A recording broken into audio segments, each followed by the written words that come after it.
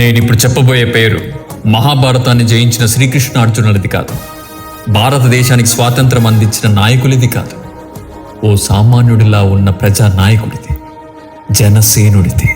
నాయకుడంటే పదవులే ఎక్కక్కర్లేదు. ఎదుటివాడి గుండెల్లో భయాన్ని చంపి ధైర్యాన్ని నింపి నేనున్నాననే భరోసా ఇస్తే చాలు, ప్రజల గుండెల్లో గుద్దుతారు ఓట్లు. ఆ నాయకుడి పేరే కొణిదెల పవన్ కళ్యాణ్. జనసేన అధినాయకుడు రాజకోటలు దిగి మన కోసం నేలకొచ్చాడు. గెలిపించుకునే బాధ్యత మనది. గెలిపిద్దాం.